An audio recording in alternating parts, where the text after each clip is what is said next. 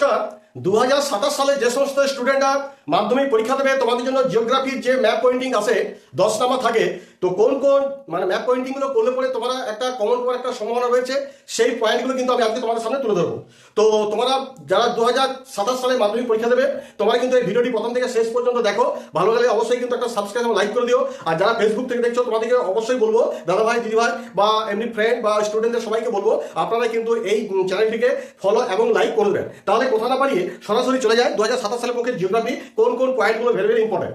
দেখে নাও, এই যে প্রথমে আমি নদ নদী নিয়ে আলোচনা করবো। নদ নদীর মধ্যে করবে কাবেরী নদী, কৃষ্ণা নদী, নর্মদা নদী, তাপ্তি নদী, গঙ্গা নদী, মহানদী, এগুলো কিন্তু করবে। আরো যে সমস্ত নদীগুলো রয়েছে সেগুলো প্র্যাকটিস করবে, কিন্তু কোনো কারণে গোদাবরী নদী করবে না, কারণ 2026 সালে মাধ্যমিক পরীক্ষা এসে গেছে। তাহলে গোদাবরী নদী বাদ দিয়ে যে নদীগুলো বললাম মোটামুটি এগুলো প্র্যাকটিস করবে। আর 2-4টি যদি তোমাদের করার ইচ্ছা থাকে, যদি জানা থাকে, তো করে নিও।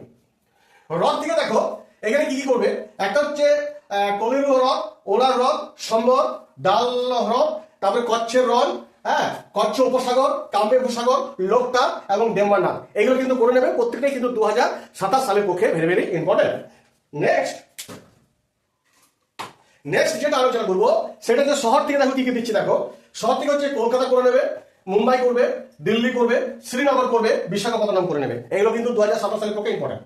নেক্সট হচ্ছে দেখো তোমাদের বন্দর থেকে কি কি দিয়েছি। দেখো, বন্দর থেকে দিচ্ছি পারাদ্বীপ, কান্ডালা, কোচি, মর্মাগাঁও, ভারতের আন্তর্জাতিক বিমানবন্দর, এগুলো কিন্তু করে নেবে। ভেরি ভেরি ইম্পর্টেন্ট, কিন্তু প্রত্যেকটা ভালো করে প্র্যাকটিস করবে। আর শিল্পাঞ্চল থেকে যেগুলো করবে সেগুলো দেখো, জামশেদপুর, ভিলাই, আহমেদাবাদ, দুর্গাপুর, যেটা একটা রোড শিল্পাঞ্চল বলা হয়, দুর্গাপুর, এটাকে ভালো করবে। হলদিয়া, ডেট্রয়েট, যেটা চেন্নাই রয়েছে। তাহলে তোমাদের যেগুলো বলা হচ্ছে এগুলো কিন্তু ভালো করে প্র্যাকটিস করো, এখন থেকে প্র্যাকটিস করো।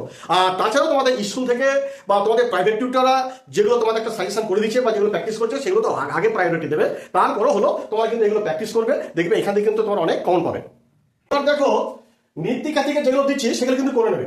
এক হচ্ছে পলি মাটি অঞ্চল, ল্যাটেরাইট মৃত্তিকা, কৃষ্ণ মৃত্তিকা, লোহিত মৃত্তিকা, এবং এগুলো করে নেবে। কিন্তু মরু মৃত্তিকা অঞ্চল এটা কিন্তু করো না, 2026-এ কিন্তু এসে গেছে। সেই জন্য আমি এটা মরু মৃত্তিকা অঞ্চলটাকে ক্রস করে দিয়েছি, এটা 2026 এসে গেছে। তাহলে মৃত্তিকা আবার বলে দিচ্ছি, দেখো, পলি মৃত্তিকা অঞ্চল, ল্যাটেরাইট মৃত্তিকা, কৃষ্ণ মৃত্তিকা, লোহিত মৃত্তিকা, এগুলো কিন্তু প্র্যাকটিস করবে। এরপর আসছে বৃষ্টিপাত অঞ্চল বা জলবায়ু। এখানে কি কি করবে দেখো, বছরে 2বার বৃষ্টিপাত অঞ্চল করে নেবে, আর 2 করবে সর্বাধিক বৃষ্টিপাত অঞ্চল। ওকে। আর 3 নম্বর হচ্ছে মৌসুমী গ্রাম, যেটা মেঘালয় আছে। তাহলে এই কয়েকটা বৃষ্টিপাত অঞ্চল করে নেবে।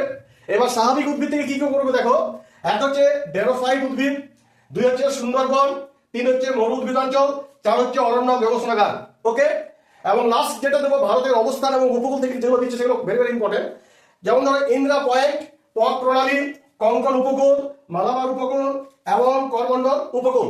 তাহলে তোমাদের যে 2027 সালের যে সমস্ত ম্যাপ পয়েন্টিং গুলো আসার কথা বা সম্ভাবনা আছে সেগুলো কিন্তু আমি বললাম। তবে একটা কথা মনে রাখবে, তোমাদের স্কুল থেকে বা তোমরা যেখানে টিউশন বা প্রাইভেট পড়ো, সেই স্যাররা যেগুলো করেছে ম্যাপ পয়েন্টিং সেগুলো আগে প্রায়োরিটি দেবে।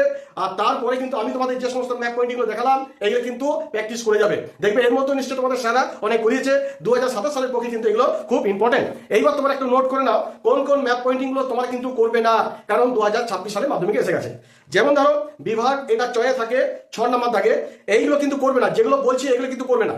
যেমন ধরো কন্যাকুমারিকা, লাদাখ মালভূমি, গোদাবরী নদী, চিল্কা হ্রদ, উত্তর পূর্ব ভারতের বৃষ্টি ছায় অঞ্চল, তারপর তোমার ধরো মরু অঞ্চল, মরু মৃত্তিকা অঞ্চল, দক্ষিণ ভারতে ক্রান্তীয় চিরহরিত বনভূমি, উত্তর ভারতে একটি গম উৎপাদক অঞ্চল, বৃহত্তম পেট্রোরসায়ন শিল্প কেন্দ্র, আর ভারতের প্রথম মেট্রো রেল শহর। এই যেগুলো বললাম এগুলো কিন্তু তোমরা করবে না, কারণ এগুলো 2026 সালে এসে গেছে। যাই হোক, পরিশেষে বলি, যদি আমার ভিডিওটি একটু হলেও যদি ভালো লেগে থাকে তাহলে অবশ্যই কিন্তু এই চ্যানেলটিকে সাবস্ক্রাইব এবং লাইক করে দিও।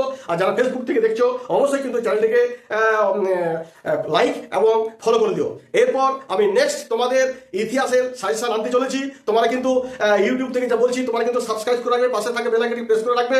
আর যারা ফেসবুক থেকে দেখো তোমাদেরও বলছি, নেক্সট আমি যে ভিডিওটা আনতে চলেছি সেটা হচ্ছে ইতিহাসের যে ব্রড কোশ্চেনগুলো থাকে, সেই কোশ্চেনগুলো আমি সাজেশন করবো, তোমরা কিন্তু দেখতে থাকবে।